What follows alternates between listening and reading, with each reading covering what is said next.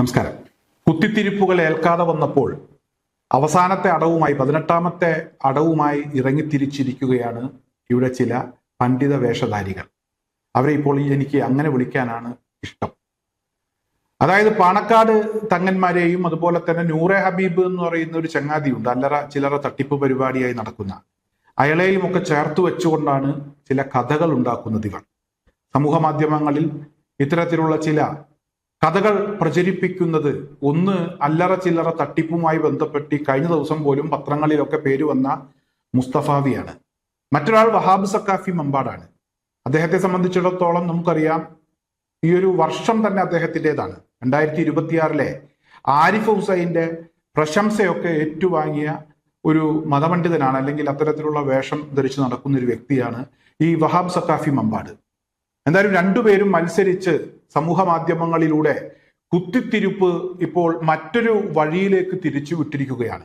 നൂറെ ഹബീബ് എന്ന് പറയുന്ന അല്ലറ ചില്ലറ തട്ടിപ്പ് പരിപാടികളുമായി നടക്കുന്ന ഒരു തട്ടിപ്പുകാരനെയും ചേർത്തുകൊണ്ട് ഇവിടെ പാണക്കാട് തങ്ങന്മാരെ അപമാനിക്കുന്നതിന് വേണ്ടിയുള്ള പുതിയ നീക്കമാണ് ഇവർ നടത്തിക്കൊണ്ടിരിക്കുന്നത്.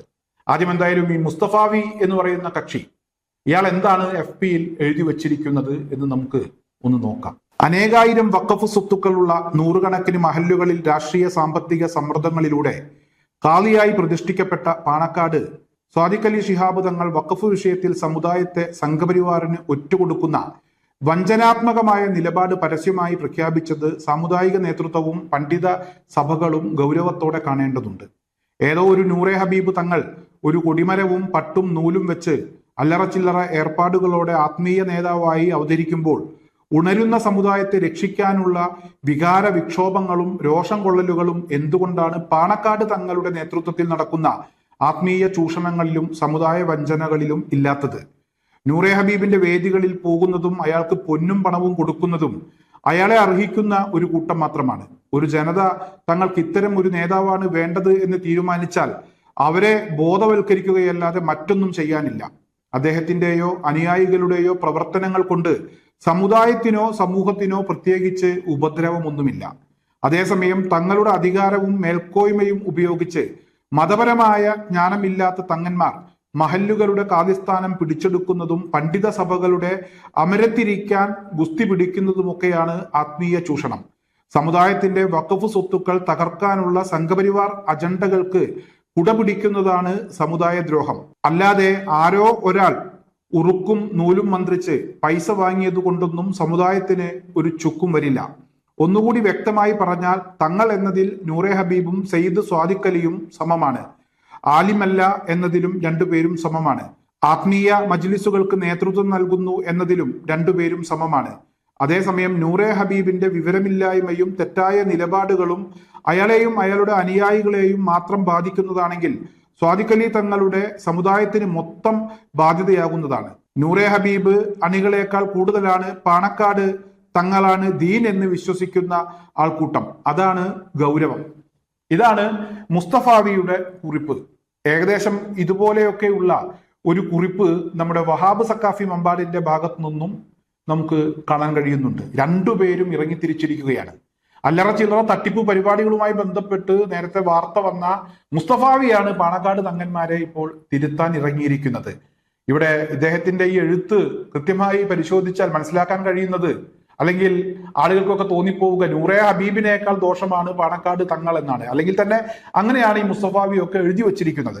എന്തായാലും വഹാബ് സക്കാഫിയുടെ കുറിപ്പ് കൂടെ നമുക്കൊന്ന് നോക്കാം. ഇന്ന് പലരും നവോത്ഥാന പുരുഷരും പരിഷ്കരണവാദികളുമൊക്കെയാണെന്ന് തെളിയിക്കാൻ തിരഞ്ഞെടുക്കുന്ന ഇഷ്ടവിഷയമാണ് നൂറെ ഹബീബ് വിമർശനം.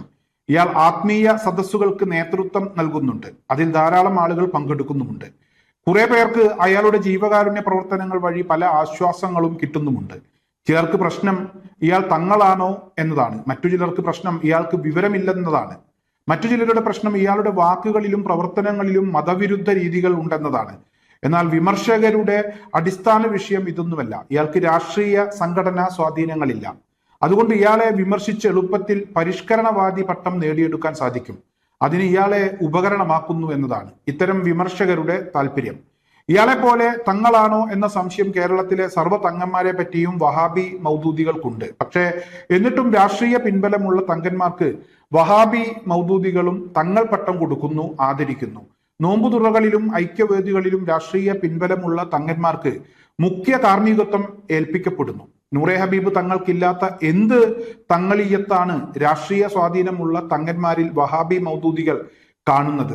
ആത്മീയ സദസ്സുകളുടെയും ചികിത്സകളുടെയും നേതൃത്വത്തിനുള്ള അറിവ് നൂറെ ഹബീബിൽ ഇല്ലെന്നും അയാളിൽ നിന്ന് മതവിരുദ്ധതയുണ്ടാകുന്നു എന്നും പറയുന്ന സുന്നികളായ വിമർശകരിലുമുണ്ട് ഇരട്ടത്താപ്പ്.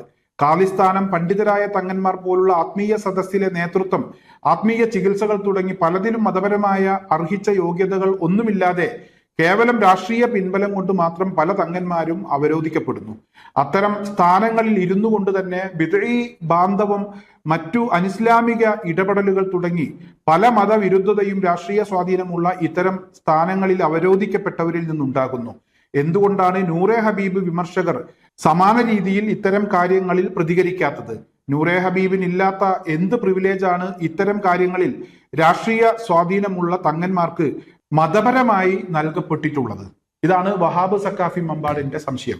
എന്തായാലും ഈ ഒരു സംശയത്തിന് ഒരൊറ്റ ഉത്തരമേ ഉള്ളൂ. അത് വഹാബ് സക്കാഫി മമ്പാട് അദ്ദേഹത്തിന്റെ ജീവിതത്തിൽ അത് ഒന്ന് പ്രവർത്തിച്ചാൽ ഈ പ്രശ്നങ്ങളൊക്കെ തീരും. അതായത് നിങ്ങൾക്ക് എന്ത് യോഗ്യതയുണ്ട് ഒരു പണ്ഡിത വേഷം ധരിച്ചു നടക്കാൻ? അതിനെക്കുറിച്ച് നിങ്ങളൊന്ന് ചിന്തിക്കുക. നിങ്ങൾ FB-യിൽ ദിനംപ്രതി കുറിക്കുന്ന വരികൾ ആരെയെങ്കിലും ഒക്കെ മോശമാക്കുന്നതിന് വേണ്ടിയുള്ള വരികളായിരിക്കും. പാണക്കാട് തങ്ങന്മാരെ ലക്ഷ്യം വെച്ചുകൊണ്ടാണ് ഇവിടെ വഹാബ് സക്കാഫിയും അതുപോലെ തന്നെ മുസ്തഫാവിയും ഒക്കെ രംഗത്തെത്തിയിരിക്കുന്നത്. ഇത് ഇവരുടെ സ്ഥിരം പരിപാടിയാണ്.